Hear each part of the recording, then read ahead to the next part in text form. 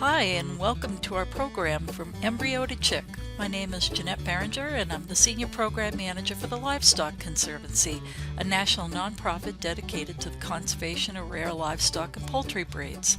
Today's topic is our final chick check-in, where we will see how the newly hatched chicks are doing and how to prepare for them growing into adults and moving into the coop.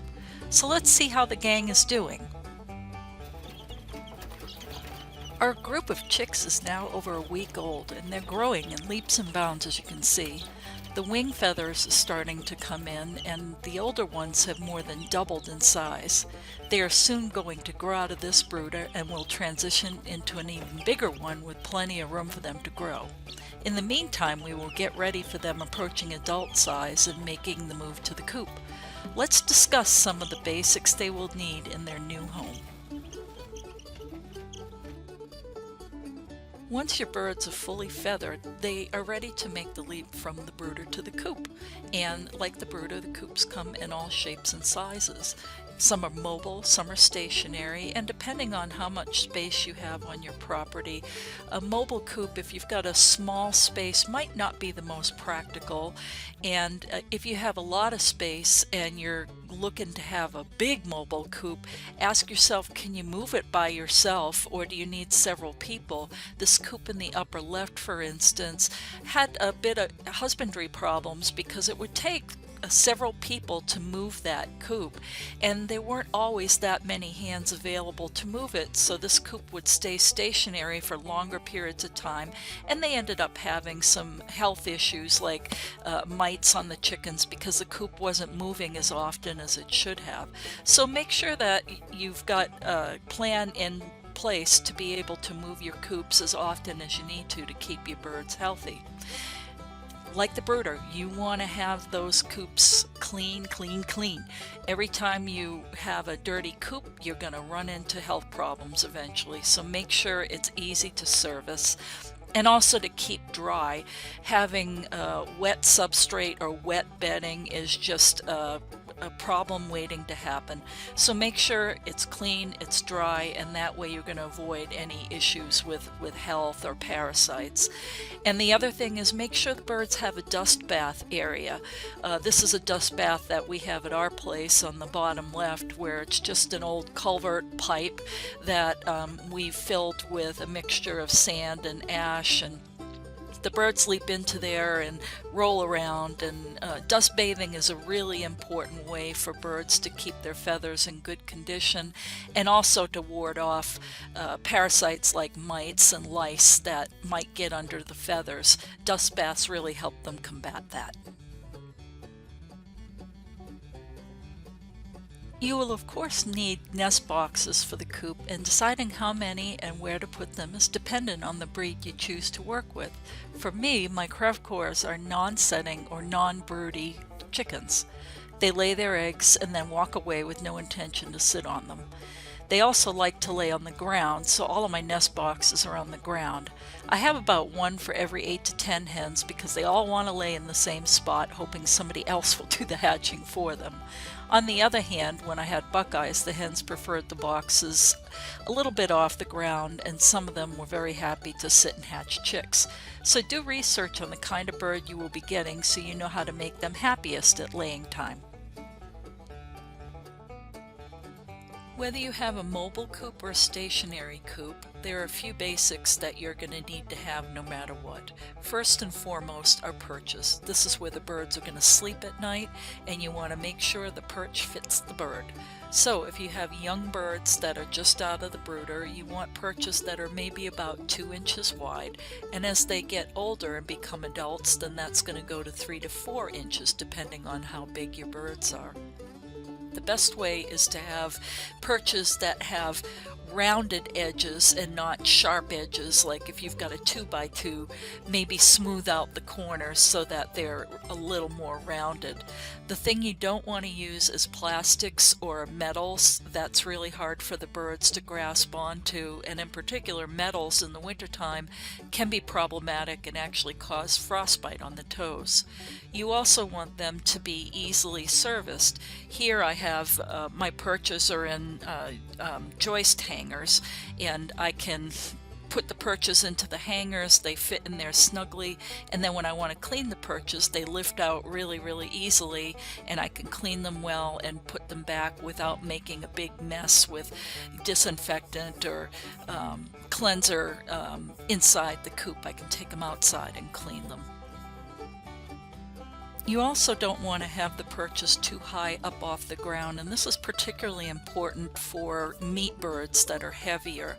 If you have perches that are higher than, say, 36 inches, that means the birds are going to be hitting the ground pretty hard when they jump off.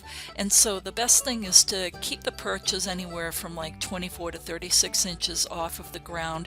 That way it's less likely that the animals will hurt themselves. If they keep hitting that ground really hard over and over, they're going to develop bruises on their chest or leg problems, so you really want to try and avoid that.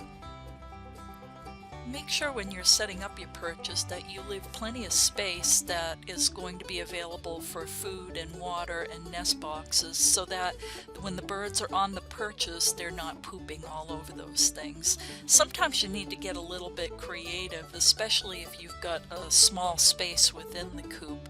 In the middle here, you can see this is my receptacle for oyster shell. It's long and skinny, and I can fit it in just about any corner in the coop, and it saves a lot of space. You could set up similar for your chicken feed, and that way you've optimized your space.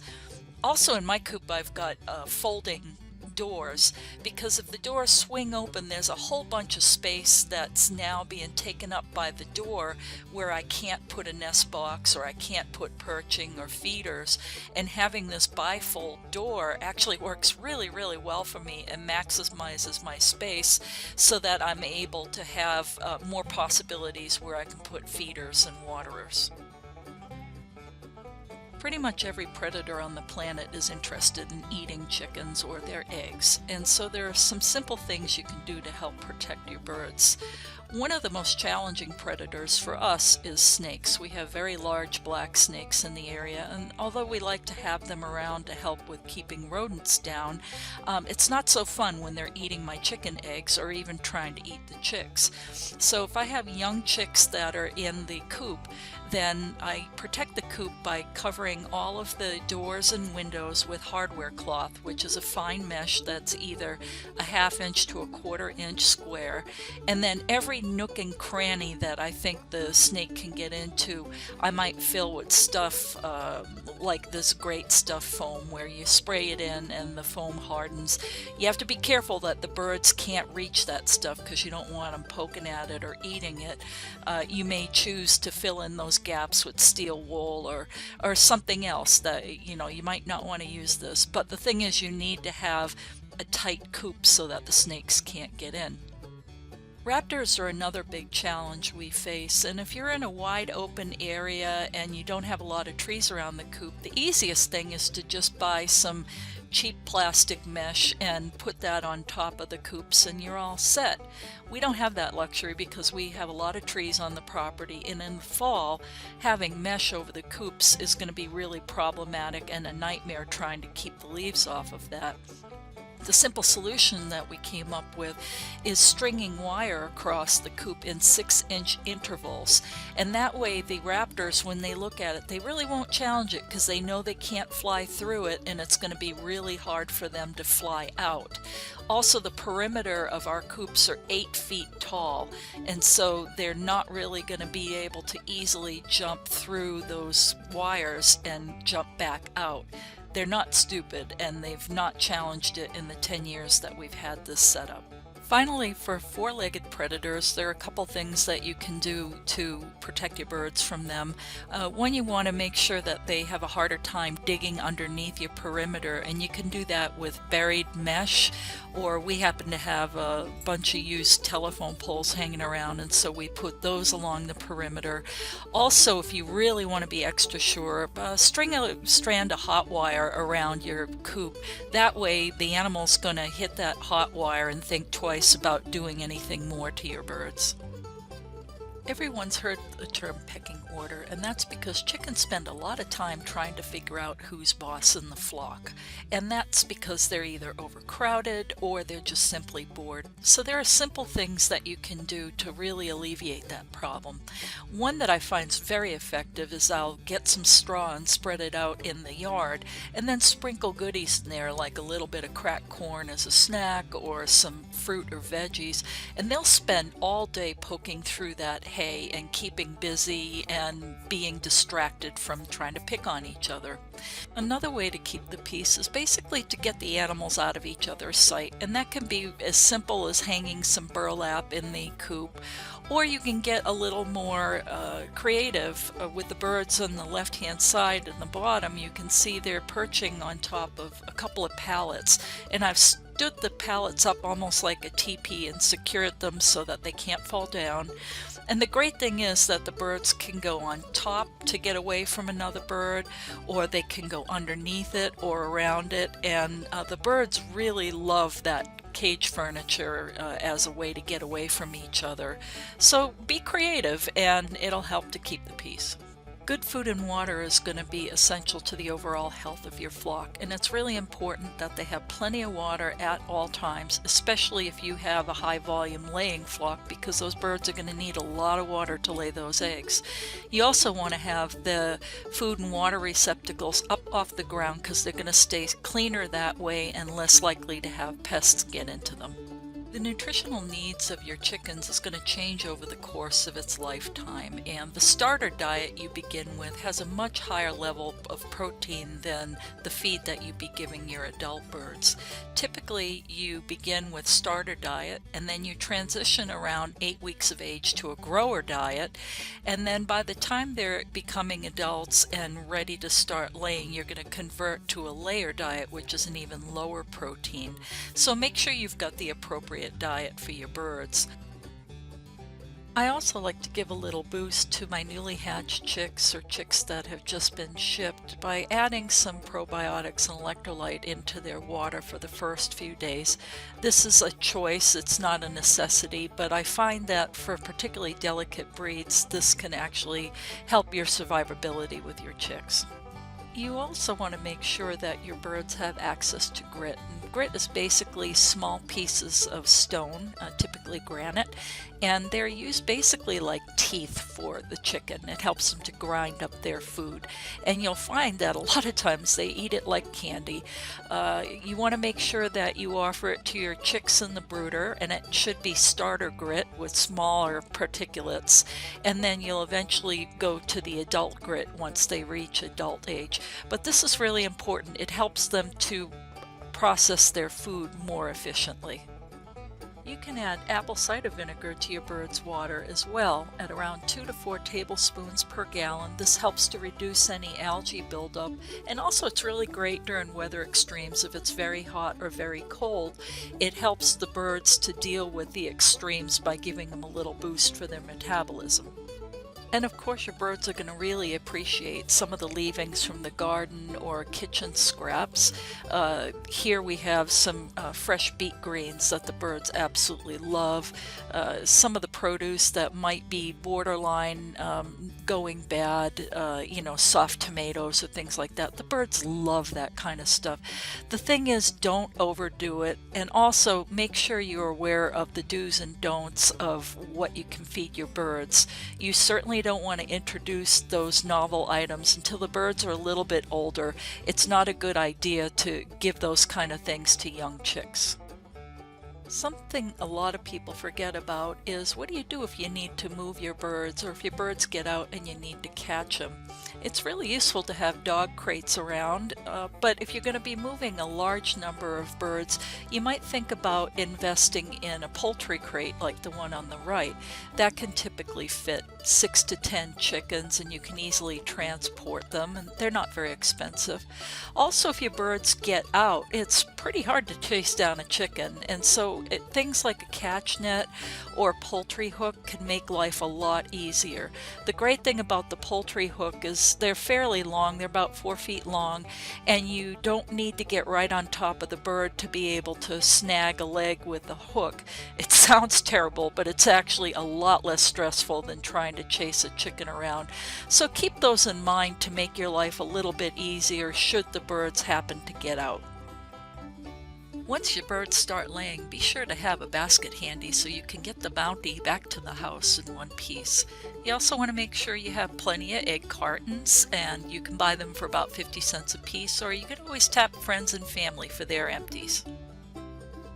To clean or not to clean is a dilemma for a lot of people. Some folks want to clean the eggs right away, and remember to always clean your eggs with warm water, not cold. If you use cold, that causes the pores of the eggs to rapidly close, and sometimes that traps bacteria in. If you choose not to clean eggs, then it might be helpful to have something around like this egg skelter on the right hand bottom of this slide. That helps you keep track of which eggs are the oldest. We typically don't like to leave eggs for more than a week. And remember that if you do clean your eggs, you're going to need to refrigerate them after they're cleaned. Whether you choose to wash your eggs or not, one thing's for certain: if you've got overly soiled eggs, just throw them away or compost them, but don't eat them. That way you're sure you've got the safest possible eggs for your family. That wraps it up for today's lesson. For more information on other programs of the Livestock Conservancy and North Carolina Cooperative Extension, please visit our websites. The Livestock Conservancy is a nonprofit that's been saving rare and endangered breeds for more than 43 years.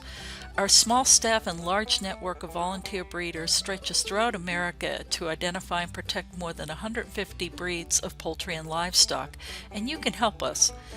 Become a member of the Conservancy today and help make sure these irreplaceable genetic treasures are available for tomorrow's food and fiber system. Thank you so much for joining us today, and have a great day. And here's hoping the chicken projects you dream of come true. This program would not be possible without the support of our sponsors, including Tractor Supply Company and the Manton Foundation. Special thanks to Premier One for providing the Verado Tabletop Incubator, and to Hamilton Rare Breeds Foundation for the GQF Cabinet Incubator that we used to hatch the chicks for this program.